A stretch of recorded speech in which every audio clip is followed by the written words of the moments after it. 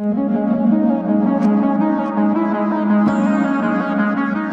name is Outerovitch. I work at the CEA with Bernard Amadou for an internship, for a master internship. So, as you may know, some solids have some correlated solids have some the GFT have difficulties to predict electron structures of some solids, and to avoid that, some have developed methods such as DFT plus U and DFT plus DMFT. But these two methods need an input, which is about U and about J.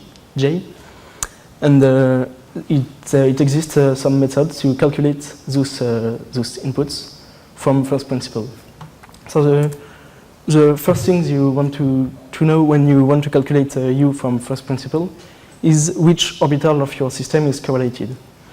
Usually, it's D and F orbitals that are correlated, D in transition metals and F orbitals in lanthanides and actinides. So one method which exists is cRPA, so for constrained volume phase approximation. These methods use 3 steps.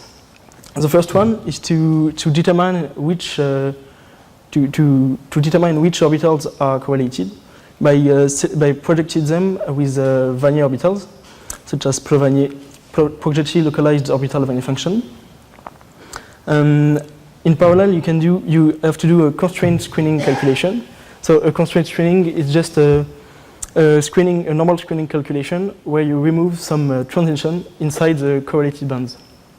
And then you can project your constraint screening on 2 different Wannier functions. So the goal of our work is to calculate the U term, but between several orbitals in one system. For example, in cerium, we'll calculate U between inside the F orbital, inside the D orbital, and between D and F orbital.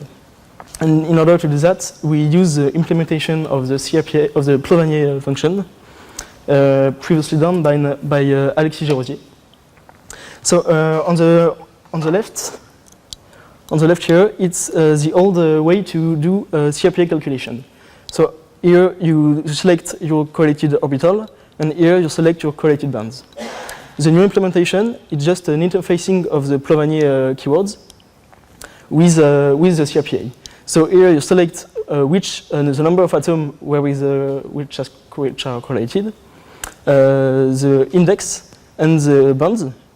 And here you say that you have one correlated orbital, and it is the 3, so F orbital. And the 4th keyword is just for technical reasons. And on this implementation, you can do this kind of calculation where you have 2 correlated orbitals. So here for cerium is 2 and 3, so D and F orbital. And always the 4 technical keywords at the end. Once you have your Wannier function, you can calculate your constraint screening. So when you do one orbital cRPA, you're just doing a standard screening calculation, but the transition inside the F orbital is removed because it will be taken in account by the 2 methods, such as DFT plus U or DFT. And when you have several orbital cRPA, you remove the transition inside the 2 orbitals that are correlated and the transition between one and the other.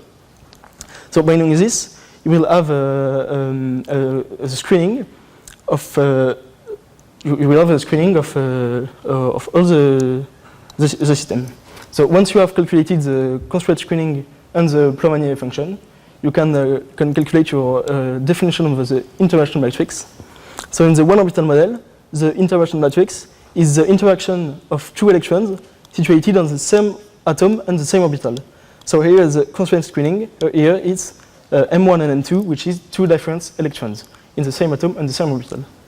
But when you have several orbital model, this time M1 and M2 are on a different atoms or orbital. So here you can see that the U is the U bar U we calculate. And when you have one orbital, L1 and L2 are equal, so you just have one U, which is 1 over 2L plus 1 squared, and the sum over L over minus L to plus L of the diagonal terms. But when you have several orbital cRPA, we calculate 3 different U, because we'll have L1 and L2, L1, L1, and L2, L2. So this kind of calculation allows us to calculate 3 different U, UFF, UFD, and UGD. To conclude, our implementation of this general cRPA for several orbital calculation has been done, but the results for one orbital calculation are recovered from the old implementation, but it's not mergeable to the trunk yet.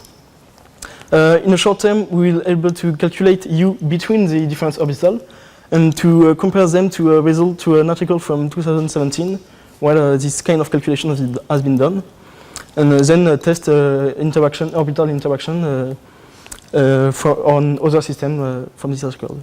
And in the future, we will be able maybe to take this different U from interorbital calculation in a DFT plus U and DFT plus DMFT to describe better the correlated system. Thank you.